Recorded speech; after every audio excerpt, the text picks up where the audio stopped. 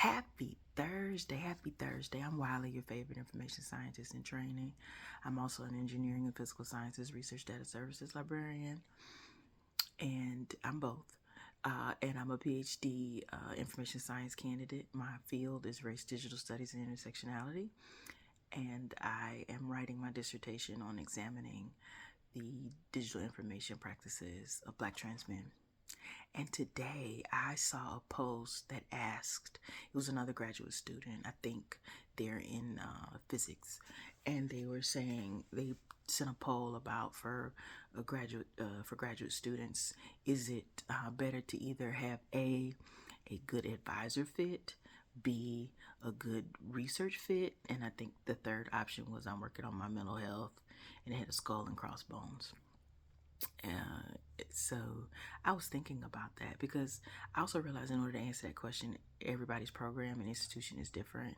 In my institution, in where I'm at, you have your courses, you have the qualifying exam, and then you have the dissertation proposal, and you have the dissertation in itself.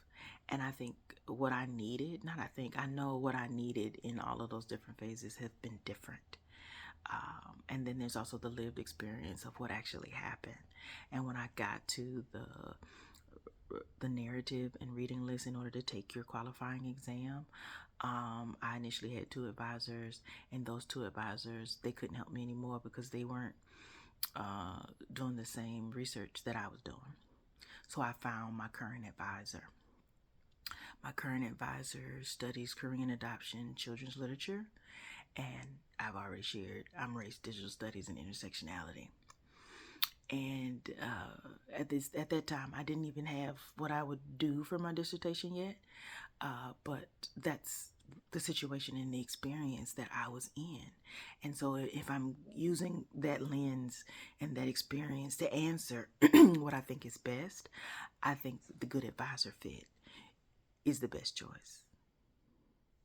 It is. It's the best choice because what I can say about my advisor, and this isn't cap, or just saying it to just be just overly, flattering a person. I'm saying it because it's true.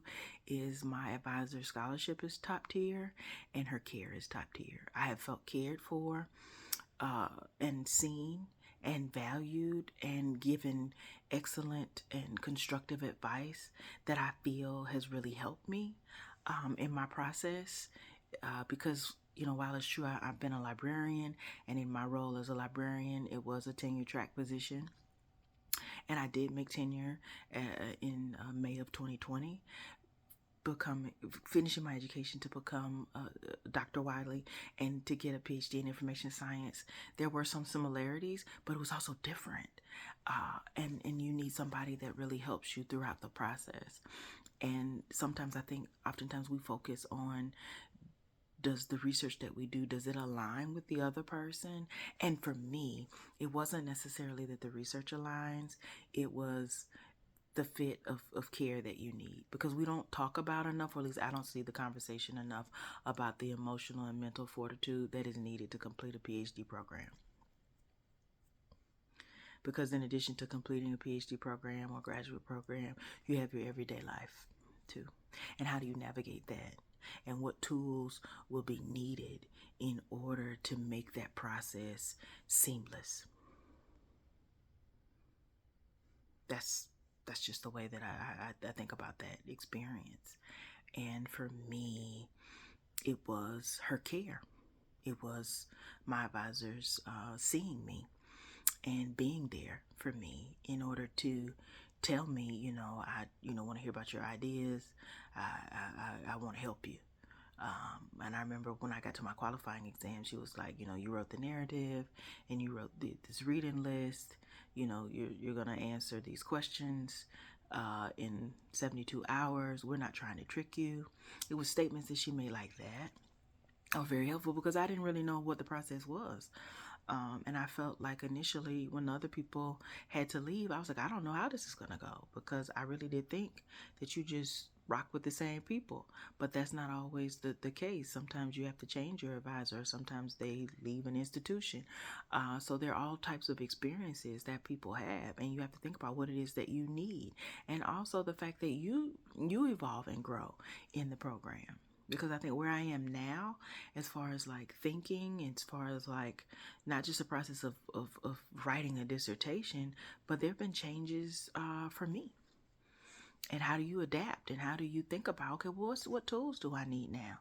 What's most important, to me, to me now that maybe, or perhaps was not the same when I was doing the courses, or maybe was not the same when I was writing the dissertation proposal. So I think that's just something to think about. And I love the poll because I think for me, my answer will always be good research, will be good advisor fit. Because your research, I don't always think that you have to necessarily do the same research. I know in my situation, I don't, I love children's literature, but I don't write about children's literature. But I love my lab group. All of them do. And I think they're the nicest and kindest and most amazing people. It's what I need. So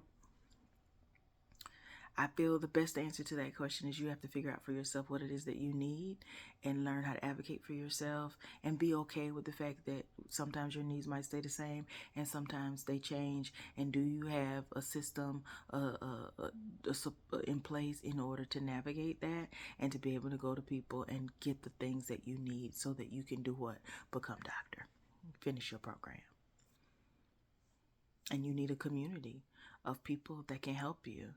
And that starts with your advisor, but that's not the only person that can give you that. And I think for me, what has been very helpful is, yes, having an advisor, yes, having a lab group, but also finding other scholars, some more in my discipline and in others that have been helpful, because it'll be you doing those writing sessions to write your dissertation proposal, to write your dissertation. And some people thrive in doing that alone, and other people, you need some other people around you. And I'm not saying they're there to hold your hand. If that's what you need, get you some friends and do that. There's nothing wrong with that.